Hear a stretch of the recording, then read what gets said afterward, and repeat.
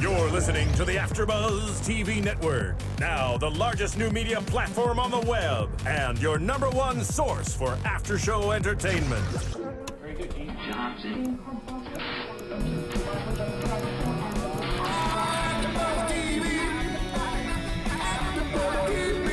From the AfterBuzz Studios in Los Angeles, California, presented by Maria Menounos and streaming live thanks to Akamai Technologies. This is AfterBuzz TV's House of Cards After Show. We'll break down tonight's episode and get you all the latest news and gossip.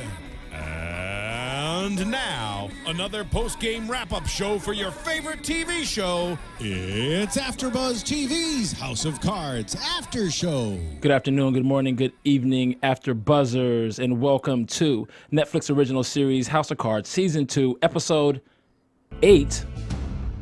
Episode entitled Chapter 21, right? Mm-hmm. Chapter 21. I'm your host, Thaddeus Massey, and joining me today is... Hi, everyone. I'm Sofia Stanley. Hey, guys. It's Emma Kate. And there's a lot that went on this episode. I have a few questions I want to start off asking you guys out there in the AfterBuzz universe. House of Cards AfterBuzz sphere universe. First is, or should Rachel trust Lisa? That's one question. So Rachel trusts Lisa. Is Jackie using her pillow influence over Remy because her back is a little bit against the wall right now with her situation? Is she using that to try to get information out of Remy, or is it genuine? And the other question I am posing is, which is better? They seem to be having this power versus money struggle, and it poses like the age-old question, which is better, money or power? Does money equal power, or is power based on what Frank keeps posing with the man with the guns wins type of train of thought, I guess.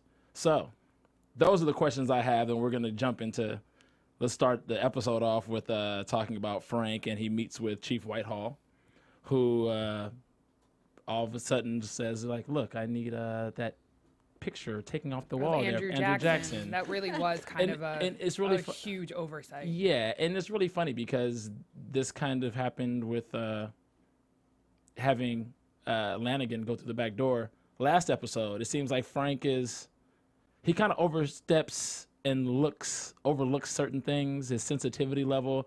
I guess because just like he made a comment about slavery being asinine and something that was pointless to begin with, I think he looks past certain such things like as racism or things that are sensitive to that topic, because I don't think that's something that naturally I don't think he's not naturally a bigot or naturally racist. I think he looks at every person individually based on self-interest, because he is so into self-interest.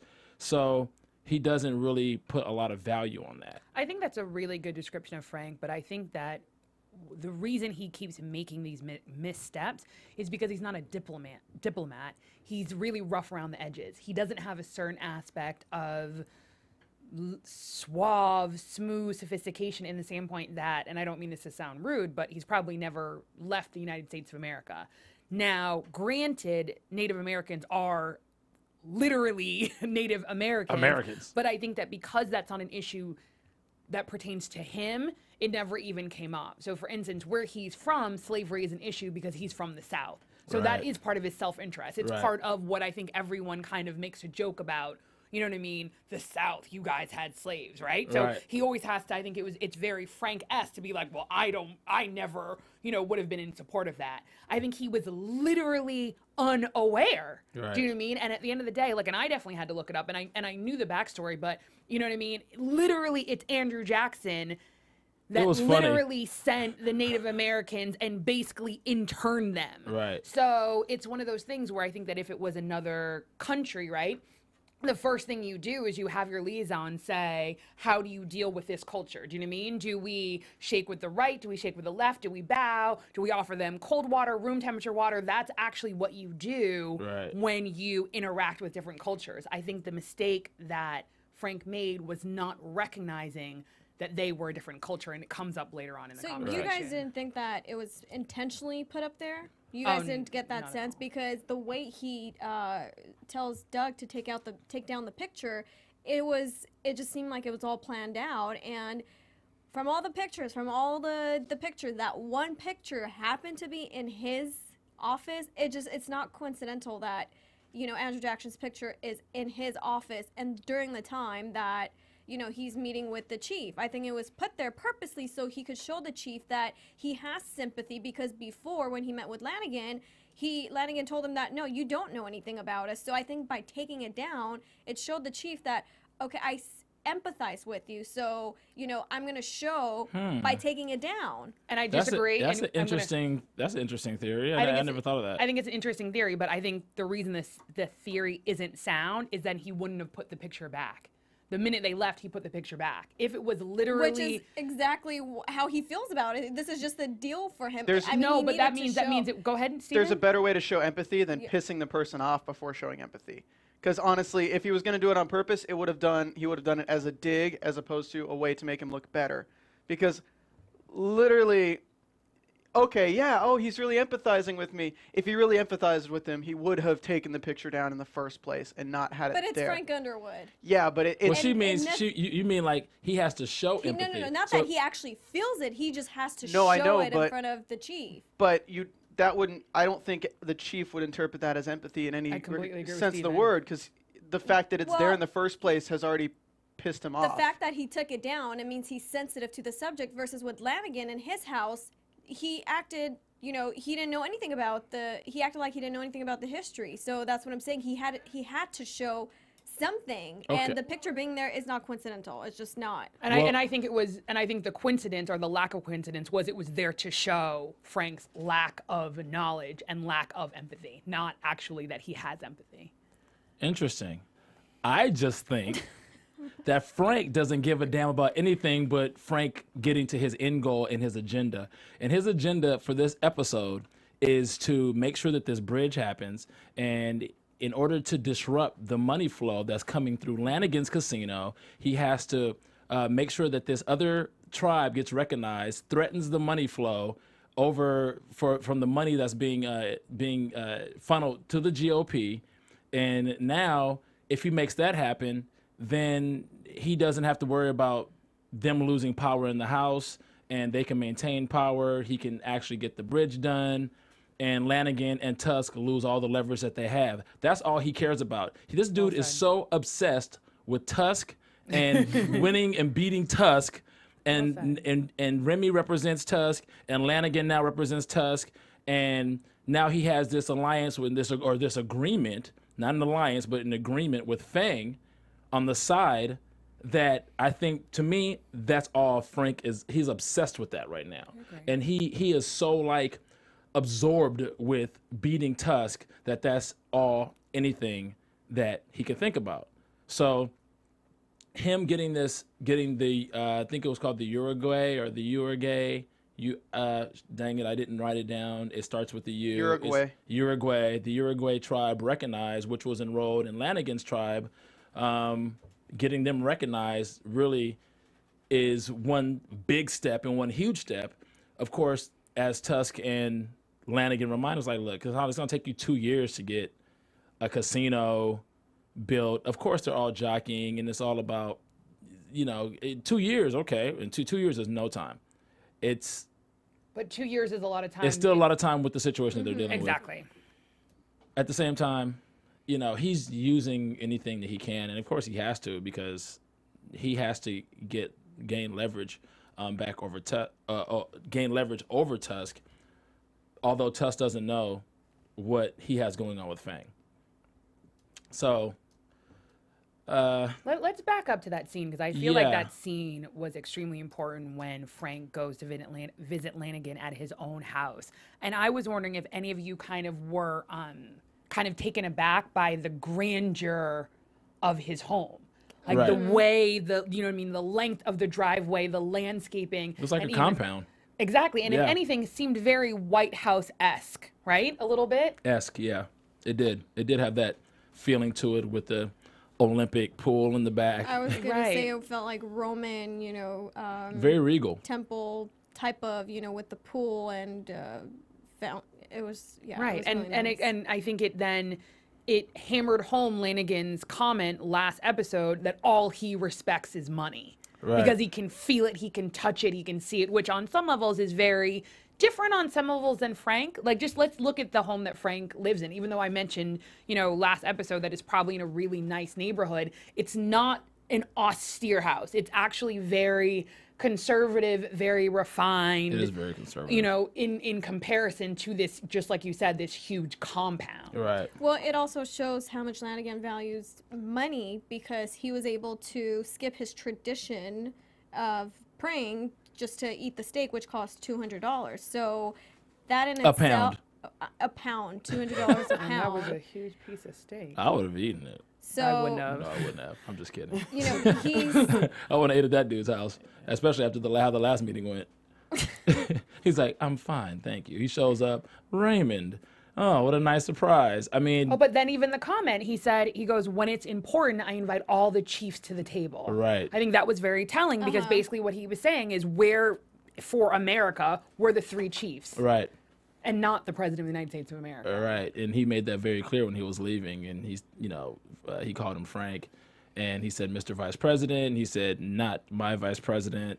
And even Raymond stopped eating when he said that because it was like, please don't make it worse than we're already in a tense situation kind of thing. And he was like, you're on sovereign land here.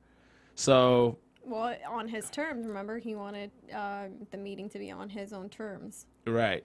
And I think this is one of the few, very, very few times that we've seen that there has been a situation that has been so much more austere than Frank. It's like over his head because you're thinking about the money that's been funneling. And he said, look, I'll report you to the BIA and you won't have a leg to stand on. And they'll say, oh, I think that would be very interesting, seeming that the money that was being funneled, you were the majority whip for 9 of those years. Frank was pissed. You see the look on his face? It was like, they're bending me over right now. I'm really getting it. No, seriously. I mean, think about it. He's always used to having the upper hand. I agree. So whenever he doesn't have the upper hand, he retorts. He comes back. He has a reply, and he has a reply or an answer or a move for every counter move that's being made. And he's really riding high off, I'm the vice president of the United States right now type of thing. It's like, dude, this guy was friends with the vice president. I mean, with the president. He wants his relationship repaired. He wants that, just like he said, I want my relationship repaired with the president, with Garrett. And we will start funneling money back in the right direction once that happens. Because he knows once he has the president's ear that he'll start getting what he wants out of the whole situation with China, everything. But of course, he doesn't know the trump card that Frank has, which is the deal that he made with Fang, which Fang is really shady. I see why he was brought up on corruption twice. But they already introduced us to his character. They set him up when he was getting done with the bag and he was strapped to the, you already knew you already knew what this character was like. You're like, oh, this dude is something else right here. So you had an idea. You had an idea what he was like just from the way they introduced him to all of us. But what I really like is how Frank, and we talked about this last time, how Frank doesn't forget. Like, he didn't get sec of state. And, you got people like Linda Vasquez, who's the chief of staff, who was like, well, like, look where you are now. Like, everything worked out. Like, she did something for him. And as far as he's concerned, I'd get that on my own. And Frank does not forget. He will get you. He did not get sec of state. You didn't follow through on what you were supposed to follow through. It doesn't matter if I was the god of the world right now. You didn't give me sec of state, and you didn't support me, and I helped you get where you were supposed to get. You were going to suffer, and we see Linda suffers. She went out like a champ. He respected her. She went out with grace and class, I should say. To a certain extent, I feel like, okay, good for you for standing up for yourself, but then at the same time, I'm like, are you that stupid? Being the chief of staff, at the same time, it's kind of like you're still not the vice president, so how can you, take him off the calendar just like that, which... She's a glorified scheduler. No, see, and I agree with you both and disagree with you both. at the end of the day, it doesn't matter the hierarchy. She is a glorified scheduler. So it is her job to schedule or to take people off the schedule. So it doesn't even matter where she is in the hierarchy. That's her job, and she was doing her job, number one. Because Frank knows that, and that's why Frank tried to bypass her. His method of omission actually created more of a problem than a solution. It ended up working in his favor because Frank carries a big stick. But technically, if he had actually gone to her, tried to make the appointment, and then she said no, that could have potentially given him more leverage of like, oh, I was trying to make a meeting. I don't know why Linda didn't schedule it. Right. Which is very different than brute force trying to run around her and say, oh, I don't need your permission. Well, you don't need my permission, but you need to go through me because just like you said, I'm a glorified scheduler. As well as the fact that, you know, even when he had talked to Linda before about it and he was like, why does everything need to be hard? Like, why can't you just say yes, right? When they were having that earlier conversation. Right. It's the same thing. Like, why does he always have to be difficult? Like, it's almost like he enjoys chaos. And I can't remember which of you said it, you know, in a previous episode. He enjoys chaos because that's where he excels versus most other people, that's when they fall apart. I said that. Thaddeus said that, right? He has to stir stuff up. If everything stays the same, there are no gaps to be made in order for him to find a hole to advance himself. If everything just stays where it's at, then he'd be hitting a glass ceiling. So he has to shake things up in order for him to find a gap. Well, I meant that, you know, she could use it to her own advantage as well, but she's being stubborn at the same time, and just like, you know, most of... you talking about Linda? Linda. Looking at the show, I'm just, you know, saying, you know, this looks like any corporate office that you work in. The higher you get into management, the more of a playground it becomes where kids are fighting over toys. And, that's true. That is true. You know, I just feel like they could all be using each other, well, both of them together, especially the roles that they have, for their own advantage. But finish your thought, Emma. I apologize. Making it easier on both of them to get what they want, and, you know, so it doesn't turn into people hating their job to the point where they have to leave because they feel like, well, I'm not valued here, so why do I stay? But I don't think that Linda's the problem. If you think about it, Linda's always actually played nice. Like, even when he didn't get the Secretary of State, like, she was very forthright with it. She was like, I wanted to tell you earlier. Do you know what I mean? I couldn't. Like, she's very honorable, and I think that's why that final scene was so important. Because at that moment, she fully saw Frank. Like, she realized, oh my goodness, he has maneuvered every single step and is willing to do anything. Because that scene at the door, like, oh, let's go have the president choose, that was childish. That literally was talking about not playing well in the sandbox. That was some kindergarten, like, I'm the best friend. No, I'm the best friend. Well, let's go ask them which one of us is the best friend. That's what Frank was doing. Oh, I don't interpret it like that. Okay. Sorry. I took Frank doing that as he's been buying his time, and that has been a speech long waited for. Okay. And finally the opportunity came for him to drop the guillotine on her. Okay. And that's exactly what he did. He's been waiting to do that. Everybody who had anything to do with him not getting Secretary of State, it doesn't matter that he's in a higher position now, he's a vice president. He got that because he stepped up to the plate as Frank Underwood, and Claire getting in his butt and moving up the ladder on his own without people following through with the promises that they made before. He did this on his own. He doesn't owe anybody anything. If he didn't make the maneuvers that he made, he'd still be majority whip. So he doesn't owe anybody crap as far as he's concerned, because nobody did him any favors or followed through on anything that they said they would do to get him to second state. If he got to second state, then he'd be like, I owe Linda, I owe this person, I owe that person, you know, I owe favors. He's building his own staircase. Exactly. And when the stair's not working, you're going to skip it. And Linda was a stair that he built for the express purpose of being able to step on it in that ear to the president. And that was his use for her. He got her the job. He kept her close. But when the stair is starting to like creak and the stair is trying to pull you into it and keep you where you are, then you got to get rid of it. The stairs became a ramp. Steven and Thaddeus both. No, excellent point. And I like to yell at inanimate objects, so I don't blame Frank for yelling at the stair. Yeah. Whoa. So that was a long time coming. He just waited for the right moment because he had to play her. The whole thing with her son in Stanford for season 1 and everything, he had to play her, and he's been manipulating that situation this whole time. Okay. He had to.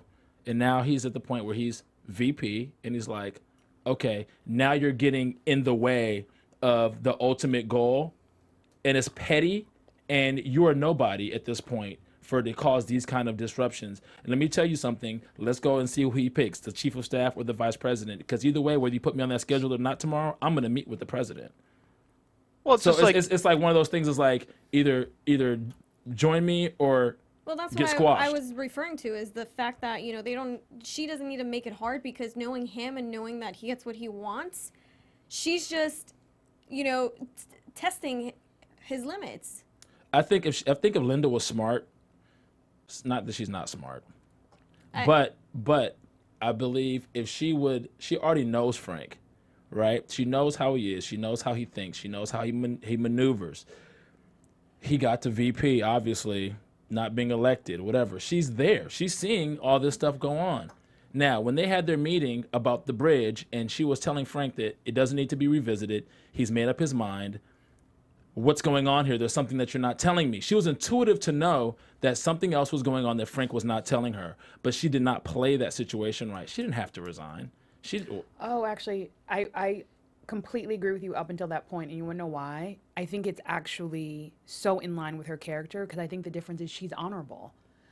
I think the difference is she's not willing to play the game, because even in so much as her intuition knows that there's something else, no matter what, she still is, quote unquote, the gatekeeper. So she feels that if anything goes wrong, especially with the president, she'll also potentially go down with the ship, number one. Number two, Frank has already kind of, like you said, made the line in the sand that he doesn't respect her. Right. And for her, she literally cannot be in a situation where she's not respected by Frank, who has the ear of the president. That's why then, you know, after her interaction with Frank, she immediately goes to the president to try one more time to get him to, quote unquote, see reason, which is her idea. And basically he's like, I already heard you. She pulled her goalie too late.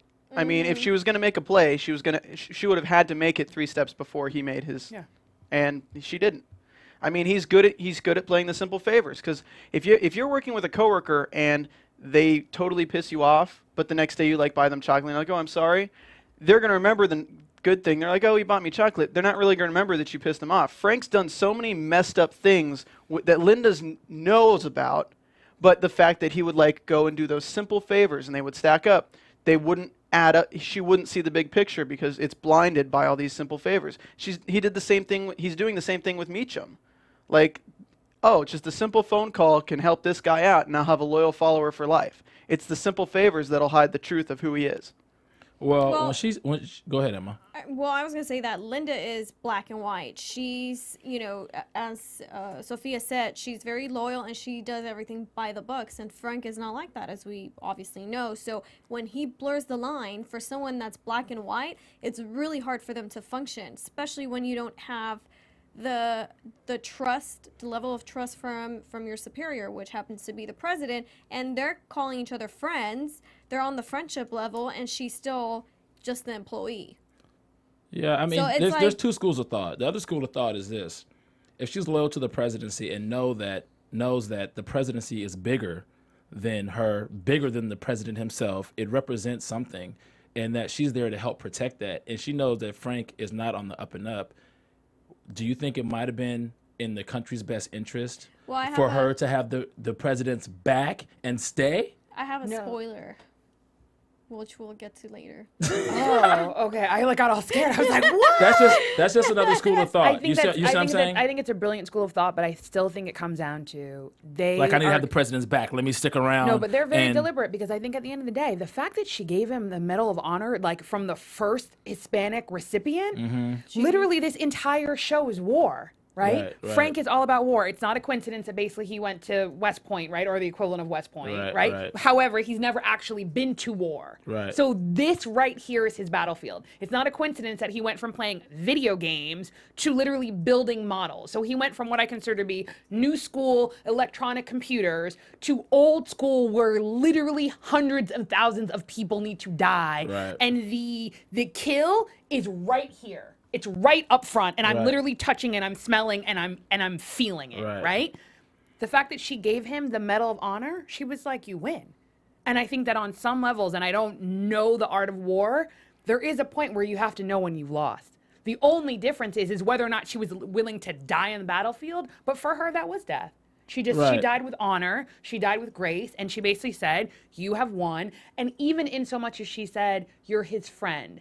I have not been able to do that, but I tried to protect him. Now I hope you do the same. Right. That, in her way, we all know that Frank is maniacal, so that fell on deaf ears. However, I think that was her attempt to continue to protect the president, meaning it's possible I may not agree with you, but I'm going to give you the deference that you are not as maniacal as I think you are, and that you are not doing it for a maniacal end goal, and that you will, assist the president. You just go about it in a different way than I do. Well, I would. In the end, I do really like how Frank showed respect for her, and respect, I guess, Frank. But for Frank, for him to even say that, I mean, he broke the fourth wall. He spoke candidly, and he said, she played to win.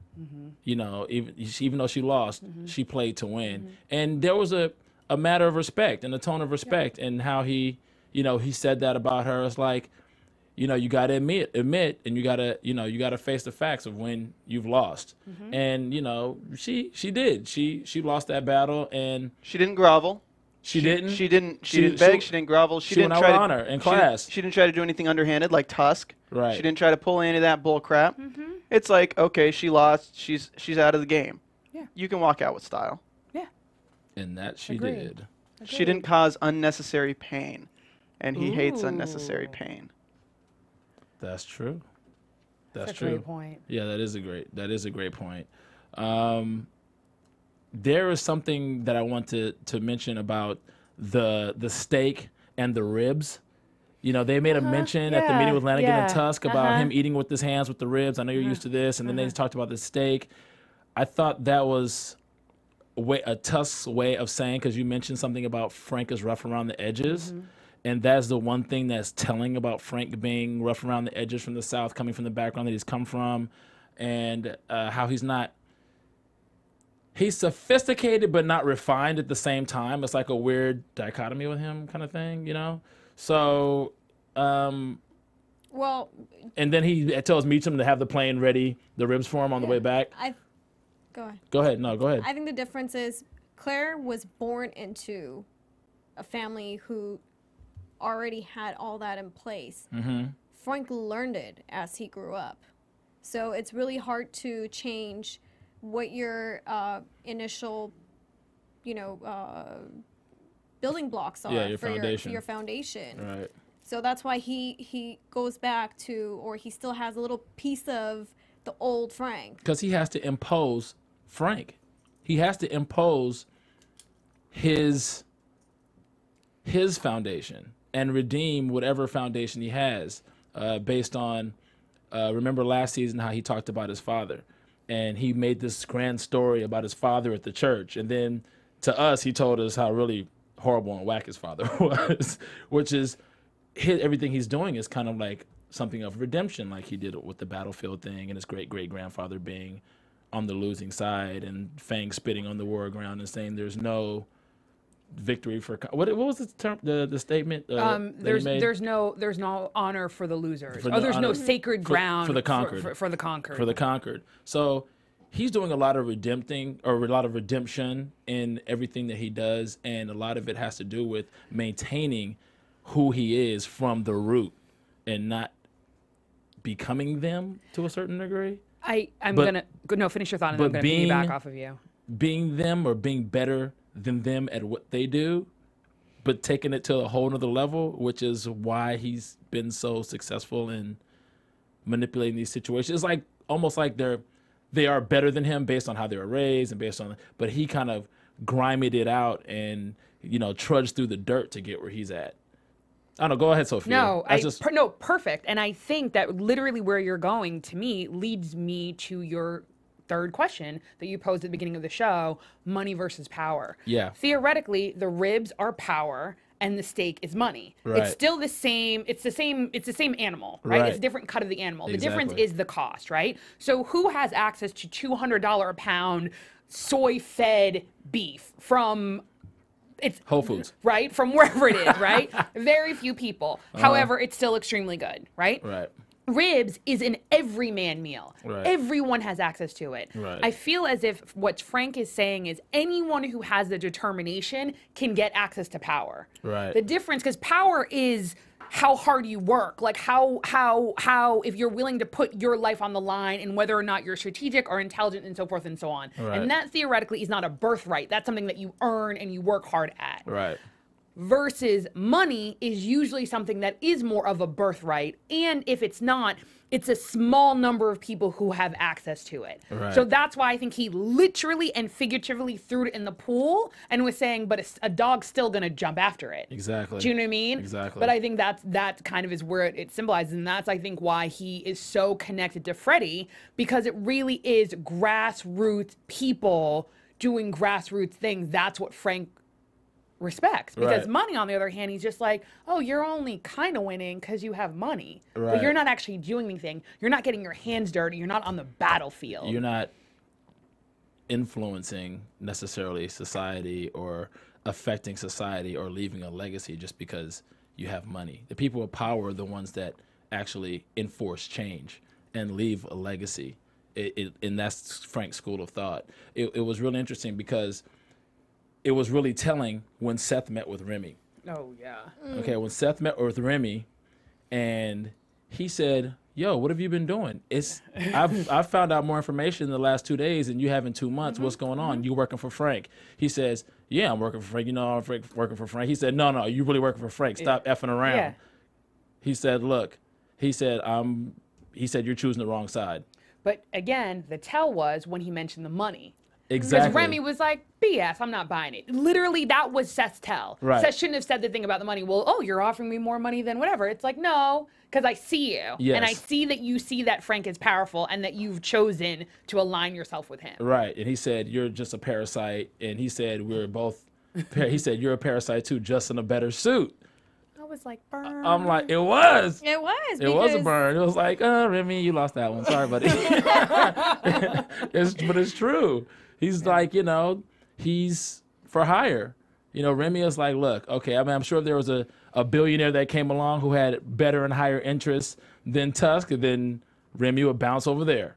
But again, and maybe. And he's a partner with Glendon Hill still, and those guys, all about position. Exactly. And I think that's why I'm not necessarily 100% objective with his character. However, I still think that there is a semblance of power because it's not just. Glendon Hill and Remy represents money that they define as power. Exactly. Yes. Well And said. you're right. So that's why it's like, okay, well, such and such has this much money, then that equals power to them. And if you think about and how it, they use their money, because arguably there are other people who equally have as much money and don't have the same level of power. Exactly. It's literally where they put their chips on the board. right. Dictates how much power that they have. And how they've used their money, just like Frank said, when he was majority whip, they were funneling funds that way to get power. Mm-hmm. So the people, the House and the Congress they're gonna go where the money is. People are lobbying. It's like, okay, well, here's so many millions of dollars for what you want, and here's so many millions of dollars for what you want. And so you make sure that things go our way so we can do the business so we want, make all the billions of dollars. We'll spend a few million over here so we can make billions over here. So It's do that you simple. think Tusk representing money and Frank representing power, do you think Tusk needs Frank more or Frank needs Tusk? Because as you said, they pay to get the power. Well, see, here's the thing. Especially in America, since this is an American show and we're talking about American government, money and power have always been synonymous with each other. Agreed. And that's why this battle has been ensuing. You can see the power that Tusk's money yields, and then you can see the power the government yields. It's like it's all about position and leverage. At the end of the day, they are codependent. Agreed. Especially here. Money and power, money equals power if you know how to use it, and power equals money if you know how to use it. So you can use power to get money, and you can use money to get power if you know what you're doing. Obviously, is what they're showing here.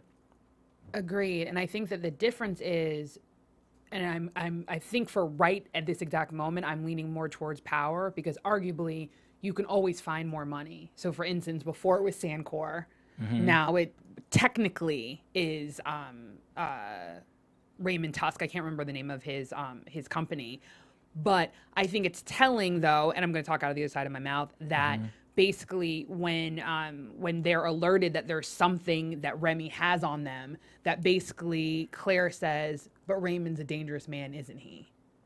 Yeah. Do you know what I mean? For her to take the time to she basically knows. say, like, okay, this one isn't necessarily like all the other quote unquote people who have money. Right. This one may actually be willing to get his hands dirty. And again, I think it juxtaposes the difference. When we kind of had heard about Sandcor, it was just this company. And the only time we saw them was this corporate executive in a suit. Right. Raymond, I think we've maybe seen him in a suit once when he came to the White House.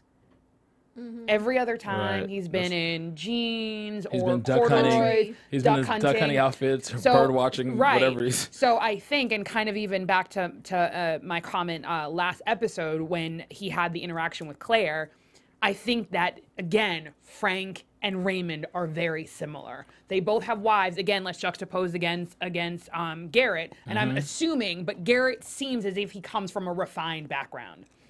So again, let's call him money, right? But his wife and him are not equally matched. However, Claire, even though Claire theoretically comes from money, she's definitely a soldier. So they're equally matched.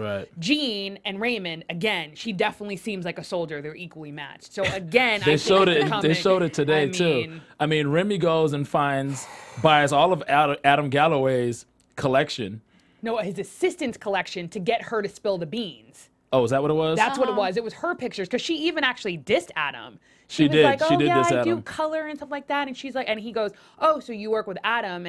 And she goes, yeah, like if you like that kind of work. Or she goes, it pays the bills if you like that kind of work. So she was kind of dissing him. Right. I mean, and then for Seth to be able to pull off what he pulled off by getting the journal and then him not coming up with anything. Like, and they, Remy was like, I know something's up. So anyway, he starts doing his thing. He finds Evelyn from CWI, who used to be the assistant, and it's like, look, we can offer you a position at Glendon Hill, blah, blah, blah. And Evelyn, remember, was the one who had to do all the layoffs before she laid her off. And she's like, there's people been here with you for like 20 years. And Starbucks is a luxury to her now. Yeah. She says, you know how long it's been since I've had Starbucks. So now it's like, well, I think she's realized, and she said, I don't think that's for me. Even though he probably could have got her a job at Glendon Hill or whatever. It's like, no, that world is real shady and cutthroat. And that's why she didn't, like, think about it. Imagine what she would be exposed to perk-wise if she went to took him up on a job offer. But we don't know, though, if she took him up on it. Because she said she said she didn't think it was for her. Right, but she still spilled the beans. He didn't even need to go that far. Well, he did it, and that's when they went with she's not much for loyalty type of thing, and they kind of she said, I don't think it's for me, and then they blew it off and went, Claire's not much for loyalty. It still was kind of though he gave her a hug. To me, that's what it was like. Do you know what I mean? Like, she's sitting there and she's literally like cupping this cup of coffee, and she's like, I haven't had Starbucks in so long, it's a luxury for me. And he basically was stroking her ego. He was like, maybe there's a job for you at Glendon Hill, and she goes, oh, that's not for me. But then he even explains why. He was like, you've had 20 years in nonprofit, you've dealt with these types of companies, so forth and so on. It was a way of loosening her up. So that it's like we're friends, right? And so that's why then she felt comfortable when he mentioned the thing about loyalty, and it was so perfectly timed when he goes, oh, she doesn't seem very loyal. Well, except to Frank. It was so perfectly positioned right in her lap for her to go, well, maybe not. Right. So. I mean, she was the office manager. She pretty much saw everything that went on, and Claire wasn't hiding it when Adam would go over to the office. So it was kind of public, especially with her glass. I think she suspected something, but she just didn't know. I don't think she ever really knew how grimy Claire was. No. I think how the whole situation was handled with the layoffs and everything was eye-opening. But at that point, it's like too late. It's like she's being forced to lay all these people off, and now she's being let go. That was the thing that was like, you think you know somebody until you know them kind of situation for her. And I think that whole world, she just has a bitter taste in her mouth about anything that's associated with it. I don't think she would take a job at Glendon Hill unless Remy pursued her more and they gave her an offer that she couldn't refuse type of thing. She's a little older. I think she's just, that's a little, Oh, it's funny. She seems she's comfortable. I feel like he actually really didn't actually offer it to her, but no, I feel he didn't. I'm talking about from her perspective. Yeah, and I feel like she would jump on it in a minute because he was doing it to loosen her up to get information. Right. Yeah. But I think if there was an actual offer, I think she would take it in a minute. You think so? Completely. She literally was like, "I'm working at a dentist office. Like I'm temping. Like I can't afford like $3 coffee."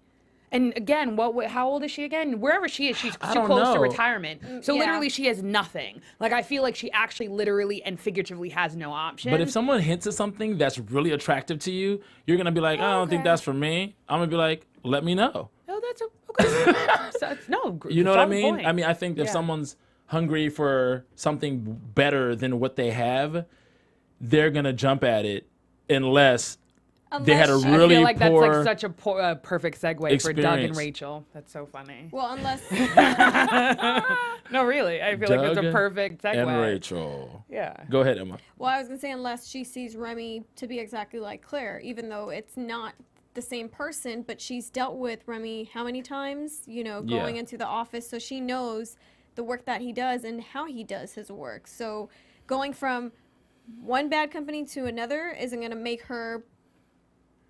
And then he approaches her on the street, and he's like, "Oh, we fell out." I was like, "Oh, okay, no wonder. Okay, that's why. Like, oh, you know, you're approaching me out of nowhere. I was just the assistant at CWI. Oh, you fell out with Claire. What's really going on?" That would have been the first thing that came up on my antenna, as far as why is this guy approaching me out of nowhere? Remember, he is a partner at Glendon Hill, which is like one of the largest lobbying firms in the country. Anyway, on the Doug and Rachel. Creepy. Doug, leave this girl alone. Just, you know, I feel like he's the dog. Sneaking into the apartment, sniffing her sheets. Ugh. I mean, dude. And then Rachel is Rachel? Is it silly for her, or you feel like she's just lonely? You feel like she's just lonely, and so she's fallen into this thing with this girl, and they're like, you know, there's some kind of she feels some sort of reflection of herself looking at this girl, or do you feel like this is like some, like, you know, I don't know. I think she is reflecting on herself, and she's adapting to what she has to live with. Okay, do you think this is going to come bite her in the butt that she's telling this girl this information? Obviously. You think so? Oh, yeah. This is a hard one for me because from the minute that the girl, and I have to choose my words very carefully, the minute when the girl tapped her on the shoulder, I felt like it was weird, right? It was a setup. In a weird way. Maybe. However, I need to choose my words carefully. However, when she then gave her the brochure for the fellowship, I was like, oh no, it's not that weird. Do you know what I mean? Because I think that there is a certain aspect of kind of communion. I'm going to say communion, so it's not necessarily specific to any kind of religion, where you're actually going out to find lost souls, right? If a certain aspect of, and I'm just going to speak, you know, for the fellowship being Christianity, is what's it called? Not indoctrinating other people, but you're supposed to bring other people into the flock. Recruit, right? And how do you recruit? You normally recruit people who kind of don't have a flock, right? So are lonely, are isolated, right? So once she gave her the brochure, I was like, oh, it's not that weird. I feel as if when she came to the house, the way that she really was like, I have nowhere to go, it was the first time Rachel felt empowered. Like she could take care of someone. Somebody, yeah. And the way in which she was like, no, don't go back there. Do you know what I mean? And because before that, Lisa was like, oh my God, no, I'm so sorry. Like, because she was literally just venting. She didn't need her to fix the problem. Right. But Rachel, I think, felt empowered, number one. Number two, I think that's why she so quickly texted Doug. Right. It wasn't even a thought. She basically was like, I need to help my friend. I need to tell Doug that's the appropriate thing to do, right? Which is different than she didn't tell him about the fellowship. Right. I think that it really is, you know what I mean? Like you have this amazing person that you spend every day with, right? And they say, and I'm being a dork, I read way too many magazines about love and all that kind of stuff like that, but they say within like 4 months, you know whether or not you love someone. Right. Do you know what I mean? Like, you know, like after 4 months, it's either kind of like, oh, this person's cool. Doesn't mean you're not going to keep dating them. Right. Do you know what I mean? But in 4 months, you know. Again, the time period, that kind of feels like the time period. And it may be a little shorter, but they spend every single day together. They have dinner together. Like, that's her best friend. And I think there was a certain level of intimacy in the fact that she told her she used to be a meth addict. And I mean, they're like, she's singing to her. Right. So I think that was like their subtle, slow courtship. And even I feel like, you know, it was the first time that she had someone see her without judgment. So when she told her she was a call girl, there was absolutely no flinching. Right. There was nothing. There was literally like, I see you as you are with absolutely no judgment, and even had enough respect to say, you don't need to tell me anything that you don't want to. Right. So I think that, yes, I agree with you. It is that she's seeing a reflection of herself, but I actually think it's genuine, because I think that there's nothing attached to it other than friendship. And what is love if not friendship in the totality, because someone sees you for 100% who you are and loves all of who you are. Right. It's the first time Rachel's ever had that. This has happened for her. And unfortunately for Stamper, he paid for it up front, and now he's not going to be able to get the real thing. But I think also when, you know, her being so eager to help her was, now that she's become involved with the fellowship, she's playing with the kids and becoming so involved, she feels some level of normalcy, and it almost is kind of like giving her release. And I don't think she realizes, Lisa doesn't realize how much that is actually helping Rachel. Yes. You know, Rachel is like, it's kind of like she says, you want to come help? She's like, yeah, okay, I'll come help out. You know, oh yeah, I'll help with the kids. Like, why not? But it's really helping her to help and be around this environment. And I think Lisa doesn't really know that Rachel would jump at the chance to help her back, because Rachel's kind of a introverted person. She's not. She doesn't seem like the kind of person that's gonna go and share her problems with the world. She's kind of person that she's a tough girl, figures it out for herself, kind of self-reliant, you know. And now she has an opportunity to share with somebody. I think Lisa's definitely going to help Rachel open her eyes to stepping out from that darkness and fighting back. Well, she's been trying to fight Stamper. She pulled a knife on him a couple episodes ago. She hasn't had anyone to really help her out. Yeah, I mean, to fall back on. You know, who has she doesn't have anyone except Stamper. She has. Who I mean, scares him. Why not? I don't understand why they wouldn't have her change her name and go under assumed identity instead of transporting her all over the place and trying to relocate her. Wouldn't that tie them to her if they helped her out with that? You can go right here to Alvarado Street, downtown LA, and get a fake ID.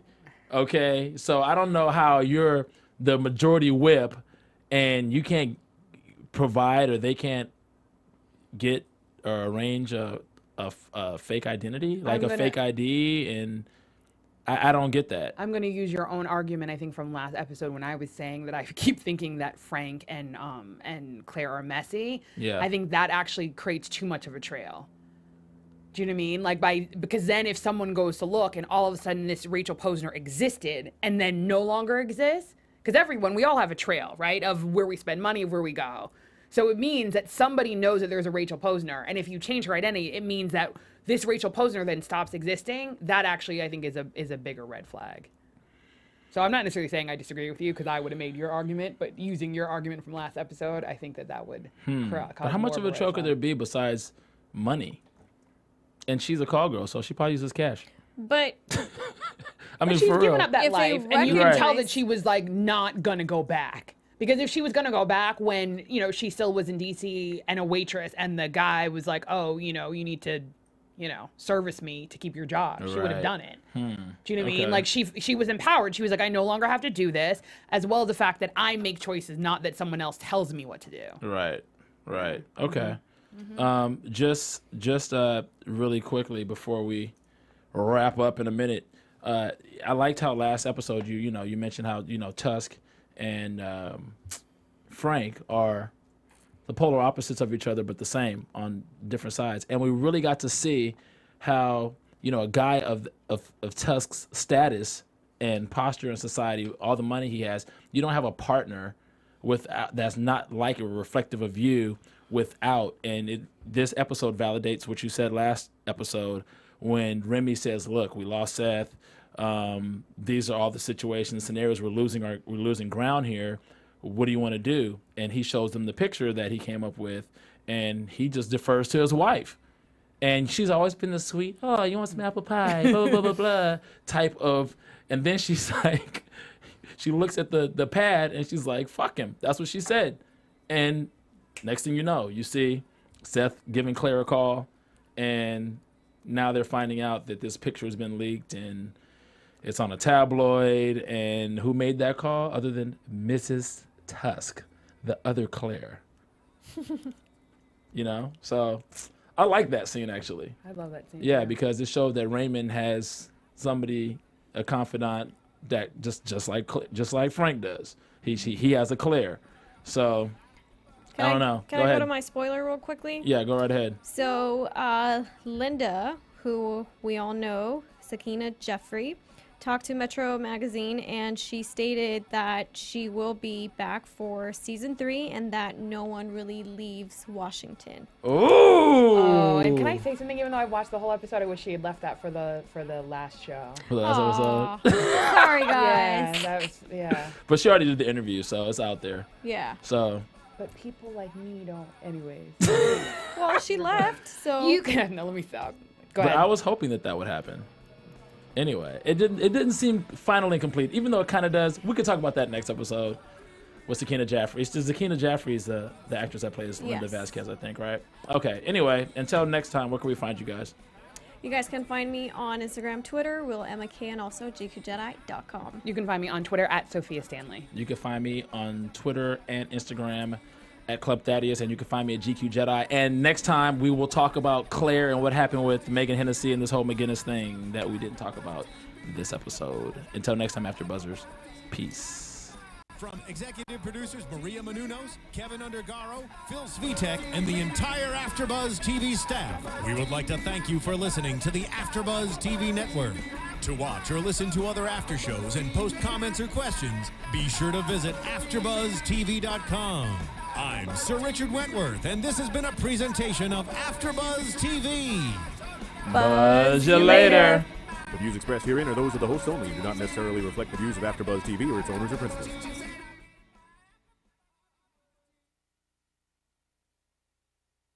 Thank you for watching AfterBuzz TV on YouTube. For more of your favorite after shows and interviews, subscribe to our channel here, and be sure to share your opinion on the episode in the comment section below here. We'd love to see what you guys are buzzing about. Thanks again. Buzz you later.